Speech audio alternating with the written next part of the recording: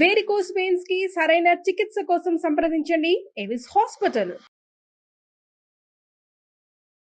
నమస్కారం. విష్ణు పురాణం 15వ భాగంలోకి వచ్చాం. సముద్రానికి సాగరుడు అనే పేరు ఎలా వచ్చిందో సగర చక్రవర్తి కుమారుల చరిత్రతోటి తెలుసుకున్నాం. అయితే పరాశరులు ఇంకా తర్వాత కథలు చెప్తున్నారు.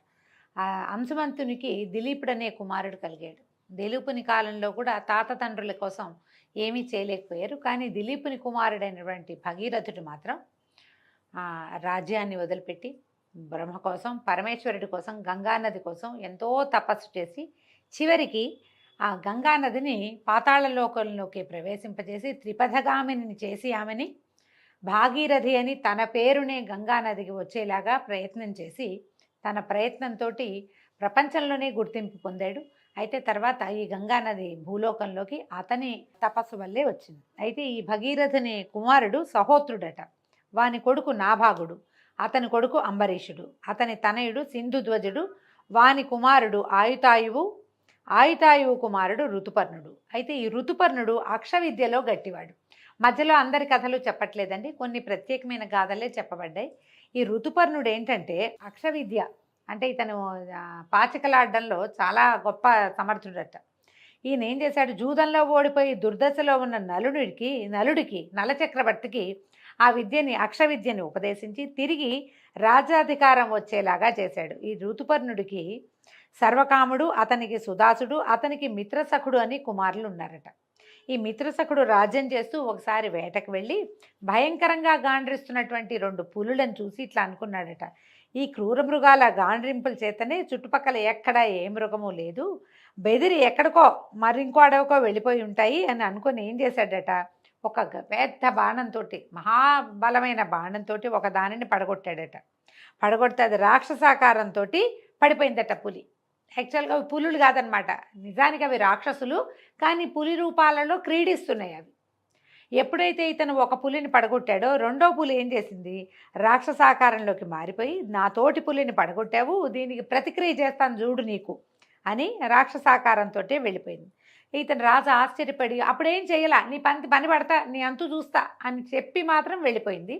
రాజు ఆశ్చర్యపోయి నగరానికి వెళ్ళిపోయాడు. కొన్నాళ్ళు అయ్యాక ఈ సౌదాముడు కులాచారుడైన వశిష్ఠుడు పురోహితుడుగా యజ్ఞం చేశాడట. అయితే కొన్నాళ్ళ తర్వాత ఈయన తన కులాచారుడైన వశిష్ఠుడు పురోహితుడిగా ఒక యజ్ఞం చేశాడు. ఆ యజ్ఞం అయిపోయిన తర్వాత వశిష్ఠుడు అనుష్ఠానార్థం దగ్గరలో ఉన్నటువంటి ఒక నదికి వెళ్ళాడట. ఆ అడవిలో ఆ సమయంలో ఆ నది దగ్గరికి పగబట్టి వెళ్ళిపోయిన రాక్షసుడు వశిష్ఠుడిగా మారి ఇక్కడికి వచ్చాడు. రాజా, యజ్ఞం అయిపోయింది, ఇక నాకు భోజనం నరవంశంతో భోజనం పెట్టించు, ఇదే నా కోరిక అని అన్నాడు. రాజు ఆశ్చర్యపోయాడు, వశిష్ఠ మహర్షి ఇంత పాట అడుగుతున్నాడు ఏమిటా అని. సరేనన్నాడు. మరి ఆయన అడిగినప్పుడు కాదనకూడదు కదా. సరే, రాక్షసుడు వంట వండటానికి వంట కూడా దానికి సరేనన్నాడు. ఇంకేం చేయలే. ఆ వంటవాడు ఏం చేశాడట, ఒక మనిషిని చంపి వండి ఒక బంగారు పళ్ళెంలో పెట్టి రాజు దగ్గర పెట్టి వెళ్ళిపోయాడు. ఇది చూడండి, రాక్షసుడే వశిష్ఠుడిగా మారి రాజు దగ్గరకు వచ్చాడు, వంటవాడుగా మారి వంట కూడా వండి తెచ్చి ఇక్కడ పెట్టాడు. ఇప్పుడు అసలు వశిష్ఠుడు వచ్చాడనమాట. ఈయన భోజనానికి వచ్చి కూర్చునేసరికల్లా గురువుకి తెలియకుండా ఇతను ఏం చేశాడు, ఈ రాజు అతనికేం తెలిసి మారిపోయాడు వశిష్ఠుడు, ముందు వచ్చిన వాడు వేరు, తర్వాత వచ్చిన వాడు ఇంకొకరు, అది తెలియక నరమాంసం దీనిని నరమాంసాన్ని గురువు గారికి వడ్డించేసరికల్లా ఈ ముందు గది తెలియని వాడే చేశాడా చెడపని అతనికి అర్థం కాల, తెలీదు ఏం జరిగిందో.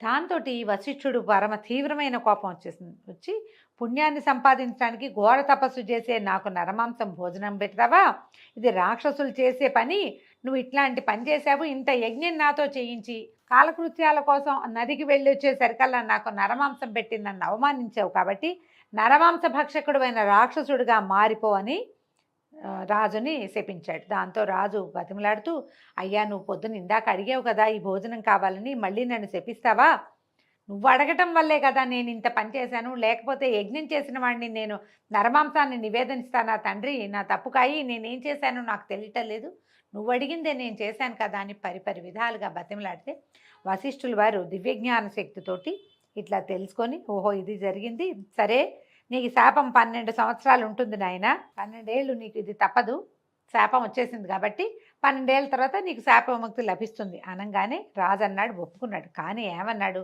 నిరపరాధిని నేను, నన్ను నిష్కారణంగా శపించావు, ఇక నుంచి నువ్వు సూర్యవంశీయులకి ఆచార్యుడు కాక విచారిస్తూ ఉందువు గాని అని ప్రతిశాపాన్ని పలికాడు. కోపం తట్టుకోలేకపోయాడు రాజు కూడా. నువ్వు అడిగావు కాబట్టే పెట్టాను, నువ్వు రూపం మార్చుకొచ్చావని నాకెట్లా తెలుస్తుంది, నాకు తెలీదు, నేను మామూలు మానవుడిని, నువ్వు గురువువి, మంత్రవాదివి, మంత్రం తెలిసిన వాడివి, శాస్త్రం తెలిసిన వాడివి, కాబట్టి నిన్ను కూడా నేను శపిస్తానని సూర్యవంశీయులకి ఆచార్యుడు కావద్దు ఇంకా నువ్వని నీళ్లు తీసాడట, జలం చేత్తో పుచ్చుకున్నాడు, చల్లబోయాడట. ఇంతలో ఆయన రాణైనటువంటి మదయంతి వచ్చి, ఆగు ఆగు, అట్లా శపించచ్చా, గురువుని శపించకూడదు మనం, నువ్వు పొరపాటు చేస్తున్నావని ఆమె ఆపేసరికల్లా రాజుకి అప్పుడు తిప్పుకున్నాడు, కోపం తిప్పుకున్నాడు. కానీ ఈ శాపజలాలు ఎక్కడ చల్లినా లోకానికే చికాకు కలుగుతుందని తన కాళ్ళ మీదే చల్లుకున్నాడట. ఇంకెక్కడ చేయలేక భూమిని, అంటే ఎవ్వరికీ ఆ కల్మషం తగలకూడదు అనుకుని తన పాదాల మీదే చల్లుకునేసరికల్లా ఏమైందట, వెంటనే అవి పాదాలు నల్లగా అయిపోయినాయట, మాడిపోయినట్టు అయిపోయినాయి, పాదాలు కళాకాంతి లేకుండా అయిపోతే అప్పటి నుంచి ఆయన పేరు కల్మాషపాదుడు అయ్యాడట ఆయన. అయితే ఈ కల్మాషపాదుడు అయ్యి గురువు శాపం వల్ల ఈ రాజు రాక్షసుడై రాత్రివేళ అడవుల్లో ఉండి వచ్చేపోయే నరులను చంపుతూ వారి మాంసాన్ని భక్షిస్తూ పగలు నరుడుగా కూడా ప్రవర్తించేవాడట. ఇలా ఉండగా ఒకనాడు ఒక బ్రాహ్మణుడు భార్యతో కలిసి అడవిలో సుఖిస్తూ ఉండగా రాక్షసుడిగా ఉన్న రాజు ఏం చేశాడట, ఆ బ్రాహ్మణుడిని పట్టుకుని మింగడానికి అయ్యాడట. అయ్యేసరికి ఆ బ్రాహ్మణ పత్ని విలపిస్తూ ఇలా అడిగిందట, లోకం అంతా స్తుతించే కీర్తి కలిగిన వాడివి, కరుణామూర్తివి, ఇక్ష్వాకు వంశభూషణుడివి, ఇట్లా బ్రాహ్మణుడిని చంపచ్చా, నా భర్త కదా, అతన్ని పోగొట్టుకొని నేను ఎట్లా సుఖపడతాను, నాకు జీవితం ఏముంది ఇంకా, పైగా బ్రాహ్మణ హత్య మహాపాతకం కదా, ఇది నీచకర్మ, అతన్ని చంపద్దు, విడిచిపెట్టు, నా బొట్టు చెరపకు అని పెద్ద బతిమలాడిందోట. అయినా సరే అతను ఏం చేశాడు, మా రాక్షసుడు బ్రాహ్మడి మెడ విరిచి భక్షించేశాడట. ఆ బ్రాహ్మడు భార్య, ఆయన పిచ్చి కోపం వచ్చింది ఆవిడకి, కోపించి ఏమదట, దుర్మార్గుడా, కలిసి సుఖించే సమయంలో నాకు పతి లేకుండా చేసావు కాబట్టి నీ భార్యతో సుఖించడానికి నువ్వు సిద్ధపడిన వెంటనే చచ్చిపోదువుగా అని శపించి అగ్నిప్రవేశం చేసిందట. ఇలా రాజు చేసిన ఈ దారుణ కార్యానికి ఆ అడవిలో ఉన్న భూతాలన్నీ హాహాకారాలు చేశాయి. ఏం చేస్తారు, ఇక చేయగలిగేది ఏం లేదు, అతనికి ఏమో అలాంటి శాపం ఉంది, శాపం ప్రకారం అతను ప్రవర్తిస్తాడు, ఇంకా అదే జరుగుతుంది అక్కడ. ఇట్లా మునీంద్రుని శాపం వల్ల 12 సంవత్సరాలు రాక్షస కృత్యాలు చేస్తూ ఈ కల్మాషపాదుడనే రాజు లోకభీకరుడుగా ఉన్నాడు. తర్వాత వశిష్ఠాది మునులొచ్చి పాపము శాప విముక్తి రెండూ పోయేలాగా తగిన యజ్ఞాదులు చేసి ఈ రాజుని పుణ్యాత్ముని చేశారట. తర్వాత ఈ 12 ఏళ్ళు గడిచిన తర్వాత ఈ యజ్ఞం వల్ల అన్నీ పోగొట్టుకుని నార్మల్గా అయ్యి ఈయన రాజ్యపాలన ఆరంభించాడు. ఒకనాటి రాత్రి పట్టమహిషైన మదయంతి దగ్గర చేరుకోగా ఆనాడు అడవిలో బ్రాహ్మణ పత్ని పలికినటువంటి ఆ మాటలు విని, ఈ శాపం ఉంది నాకు, నేను భార్య దరి చేరకూడదు, నేను మరణిస్తానని చెప్పి వెళ్ళిపోయాడు. విచారగ్రస్తుడుగా అయిపోయాడు. ఆయన ఏం చేయాలో తెలియలే. అలా కొంతకాలం ఉన్న తర్వాత సరే ఈయనకి సంతానం లేదు, ఏం చేయాలి, సంతానార్థం ఆలోచించి వశిష్ఠుడిని ప్రార్థించి నాకు సంతానం కలగాలి, నా భార్యకి పట్టపురాణికి లేకపోతే నా రాజ్యానికి ఉత్తరాధికారి ఉండరని ఆ భార్యని వశిష్ఠ మహామునికి అప్పచెప్పారట. ఈ మునీంద్రుడు మదయంతిని ఆదరంగా చూసి అసామాన్యమైన శరీర బలము పరాక్రమము కలిగిన కొడుకు పుడతాడని దీవించి వెళ్ళిపోయాడట. మదయంతి గర్భాన్ని 7 సంవత్సరాలు భరించిందట. ఆమె 7 ఏళ్ళు గర్భవతిగా ఉంది, పురుడు కాలేదట. అయితే ఏం చేసిందట, ఎప్పటికీ పురుడు కాకపోయేసరికల్లా ఆవిడ విసుగు పుట్టిపోయిందట. ఒకనాడు ఒక ఉద్యానవనంలో కూర్చుని అశ్మము అంటే ఒక రాయితోటి గర్భాన్ని పొడుచుకునేసరికల్లా ఆ దెబ్బకి డెలివరీ అయిపోయింది, ఆమెకు ప్రసవం అయిపోయిందట. వాడిని అశ్మకుడు అని పేరు పెట్టాడట. పేరు పెట్టాక క్రమంగా పిల్లవాడు పెద్దవాడయ్యాక ఈ కల్మాషపాదుడు రాజ్యాన్ని వాడికి అప్పచెప్పి తను మాత్రం వనవాసిగా వెళ్ళిపోయాడు అడవికి. ఆయనకి సంతానం కలగల, ఆయన భార్యా వియోగంతో ఉండేవాడు, భార్యతోటి కలిసేవాడు కాదు. ఈ అశ్మకుడు ఎంతో చక్కగా పరిపాలన చేసి మీ అందరి మెప్పు పొందాడట. ఆ రాజుకి ఒక కుమారుడు కలిగాడు, వాడి పేరు మూలకుడట. అయితే ఈ మూలకుడుగా ఉన్నప్పుడు, ఇతను రాజుగా ఉన్నప్పుడు పరశురాముడు రాజుల్ని సంహరిస్తూ అయోధ్యకి వచ్చాడట. వస్తే ఈయన ఏం చేశాడట, అప్పుడు అందరూ ఏంటంటే ఆయన క్షత్రియ సంహారం చేశాడు పరశురాముడు. కార్తవీర్యార్జునుడి మీద కోపంతో అతను ఏం చేశాడు, 21 సార్లు భూమి అంతా తిరిగి క్షత్రియ సంహారం చేశాడు. అప్పుడు కొంతమంది రాజులు మాత్రమే జీవించున్నారు. తర్వాత క్షత్రియులు లేరా అంటే ఉన్నారు. ఆ క్షత్రియులు ఎట్లా మిగిలేరు, వాళ్ళు గాజులు వేసుకుని స్త్రీలలాగా ఆడవాళ్లలాగా వస్త్రధారణ చేసి రాజ్యాల్ని కాపాడుకున్నారు చాలా కొద్దిమంది. అందులో ఇక్ష్వాకు వంశానికి చెందినటువంటి ఈ అశ్మకుడు కూడా ఉన్నాడు. స్త్రీ వేషధారి అయ్యి కాంతల స్త్రీల మధ్యలో ఉంటే పోనీ వీడు స్త్రీసముడు పోనీలే అని వదిలిపెట్టేశాడట. వదిలిపెట్టేసిన అతనికి ఇలబిలుడు అనే కొడుకు, అతడికి ఖట్వాంగుడు, దిలీపుడు అనేవాళ్ళు జన్మించారు. అంటే శ్రీరాముడికి చాలా ముందు కాలంలో ఇది జరిగింది. అయితే దిలీపుడు పట్టాభిషిక్తుడై రాజ్యం చేస్తూ ఉండగా దేవదానవులకి పోరు జరిగిందట. ఆ పోరులో దేవతలు దానవుల్ని ఎదిరించలేక ఈ ఖట్వాంగుడిని తోడుగా పెట్టుకున్నారట. ఈయన రణరంగంలో నిలిచి ఎంతమందినో చంపేశాడట. దేవతలకి విజయాన్ని చేకూర్చాడు. అయితే వీళ్ళు రాజా ఏదైనా వరం కోరుకోమని అంటే ఇతను నా ఆయుర్దాయం ఎంత అని అడిగేసరికల్లా వాళ్ళు చెప్పారట, ఇంకో 2 గడియలు నీ ఆయుర్దాయం ఉందంటే, అలా అయితే మీ వరం ఇంకెందుకు, నాకు నన్ను భూలోకానికి పంపించేసేయండి అంటే వాళ్ళు ఏం చేశారు, ఒక విమానంలో ఈయన్ని భూలోకానికి పంపించారట. పంపిస్తే ఈయన ఐహిక క్రియలు విడిచి పరతత్వ వేదిగా అయ్యాడు. వెంటనే ఇంకన్నీ మానేశాడు. పూర్తిగా భగవంతుడి ధ్యానంలోనే ఉండిపోయాడట. బ్రహ్మాదులకు కూడా సాధ్యం కాని పరమయోగ ప్రభావం పొంది ముహూర్త కాలంలోనే విష్ణు సాయుధ్యాన్ని పొందాడు. ఆ రాజు యోగ విద్యా సారస్యాన్ని మెచ్చి సప్తర్షులు ఒక్కొక్క సమయం అందు అభినందిస్తూ ఉంటారట. అంత గొప్పవాడనమాట. ఇక తర్వాత సూర్యవంశీయుల గాథలు. దిలీప మహారాజు. ఈ దిలీపుడి తాలూకు గోసేవా వృత్తాంతమే మనకి రఘువంశ కావ్యంలో కనపడుతుంది. దిలీపుడు అమిత గొప్ప రాజు. ఆయనతోటే రఘువంశ కావ్యం మొదలుపెట్టబడింది. అయితే ఈయన కుమారుడు రఘువు. ఆయనదే రఘురాజ్యం. రఘురాముడు ఆయన వల్లే రఘువంశం అనే పేరు వచ్చింది. రాముడికి రఘురాముడు అనే పేరు వచ్చింది. రఘువు ఎంతో అద్భుతంగా రాజ్యాన్ని పరిపాలించాడు. భూమి ఆ కాలంలో దున్నకుండానే పంటలు పండించేసేదిట. దున్నేవాళ్ళు కాదట, గింజలు చల్లితే పంటలు పండేవి. అంత అద్భుతమైన రాజట. అతని కొడుకు రఘువు యొక్క కుమారుడు అజుడు. అజుని కొడుకు దశరథుడు. దశ దిశలా తన రథానికి అడ్డు లేకుండా దివ్య పరాక్రమశాలి అయి ప్రవర్తించి దొరతనాన్ని నేర్పిన చక్రవర్తి దశరథుడు.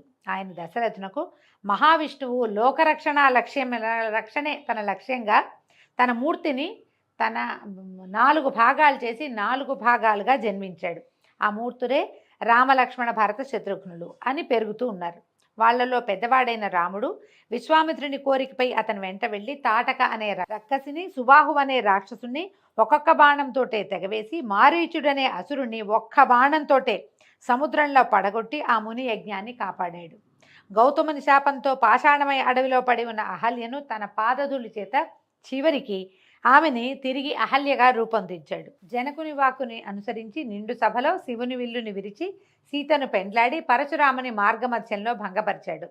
తన తల్లిదండ్రుల ఆజ్ఞను అనుసరించి సీతతో తమ్ముడైన లక్ష్మణునితోటి వనవాసం చేసి ఋషులను దేవతలను కూడా రాక్షస బాధల నుంచి విముక్తుని చేశాడు. విరాతుడనే వాణ్ణి హతమార్చి శూర్పణఖ అనే రాక్షసకాంతను అదరగొట్టి కరదూషణాది రాక్షసులను దారుణ రణధరణిలో తెగనాడి కబంధుని ఖండించి వానరరాజైన వాలిని పడగొట్టి వాలి తమ్ముడైనటువంటి సుగ్రీవుణ్ణి వానరరాజుగా చేశాడు. రామాయణం కథ అంతా బ్రీఫ్గా చెప్తున్నారు, సింపుల్గా.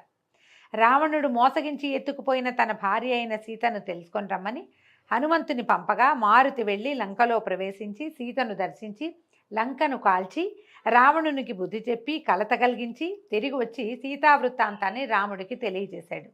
ఆ తర్వాత వానరరాజు సుగ్రీవుడు రప్పించిన వానర సైన్యంతో బయలుదేరి సముద్రంపై కొండలతోనూ చెట్లతోనూ ఆనకట్ట కట్టించి ఆవలకు చేరి లంకలో ఉన్న రాక్షసులను అనేకులను శ్రీరాముడే యమునింటికి అతిథులుగా చేశాడు.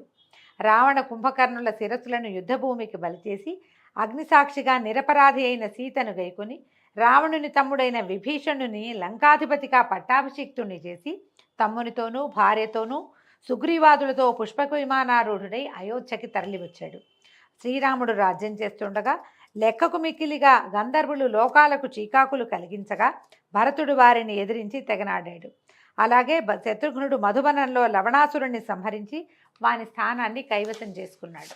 ఇలాగా ఆ 4 అన్నదమ్ములు దుష్ట శిక్షణ శిష్టరక్షణ చేస్తూ చిరకాలం హాయిగా గడిపి చివర కోసల రాజమందున్న అన్ని వర్గాల వారితోటి పరలోకానికి వెళ్ళిపోయారు. రాముని కుమారులైన కుశలవులు, లక్ష్మణుని కుమారులైన అంగదుడు చంద్రసేనుడు, భరతుని సుతలు తక్షకుడు పుష్కరుడు, శత్రుఘ్ని కుమారులైన బాహుడు సూరసేనుడు ఈ 8 దిక్కుల పరిపాలన ఎదురు లేకుండా చేశారు. వారిలో వంశకర్త కుశుడు. కుశుని కొడుకు అతిథి, వానికి నిషధుడు, వానికి నలుడు, వానికి నభసుడు నభసునకు పుండరీకుడు, వానికి క్షేమధ్వజుడు, వానికి దేవానీకుడు, అతడికి అహీనుడు, వానికి పారియాత్రుడు, అతనికి దళుడు, దళునకు చెలుడు, వానికి యుక్తుడు, వానికి వజ్రనాభుడు, వానికి శంఖుడు, అతనికి సుషితాశ్వుడు, వానికి విశ్వసకుడు, వానికి హిరణ్యనాభుడు. ఇలాగా ఆ వంశం ఎంతో కాలం పరిఢవిల్లుతూ ఉన్నది. హిరణ్యనాభుడు యాజ్ఞవల్క్యునకు శిష్యుడై యోగ విద్య నేర్చి మహాత్ముడయ్యాడు. అతని కొడుకు పుణ్యుడు, అలాగే ధ్రువుడు, శీఘ్రుడు, వాని కొడుకు మరుడు. మరుడు యోగశక్తి అమితంగా కలిగినవాడు. రాబోయే యుగాలలో కూడా సూర్యవంశం పెరుగుతూ ఉండాలని తపోయోగంతో కలాపం అనే గ్రామానికి రామంలో ఉండేవాడు. ఈ అమరుని కొడుకు ప్రత్యాకుడు, వాడికి సుగంధి, వాడికి అమర్షణుడు, వాడికి అహస్వంతుడు, అతనికి విశ్వభవుడు, వానికి బృహద్బలుడు కలిగాక ఈ బృహద్బలుడు తర్వాత యుగమైనటువంటి ద్వాపర యుగంలో భారత యుద్ధంలో అర్జునపుత్రుడైన అభిమన్యుని చేత పరలోకగతుడయ్యాడు. అని ఇలాగా ఇక్ష్వాకునందనుడైన శశాదుని వంశంలో ప్రసిద్ధులైన రాజుల చరిత్రల్ని పరాశర మహర్షి తన శిష్యుడైన మైత్రేయుడికి తెలియచేశాడండి. దీంతో ఈరోజు పారాయణ సమాప్తం. రేపు ఉదయం మళ్ళీ 16వ రోజు పారాయణలో కలుసుకుందామండి. నమస్కారం.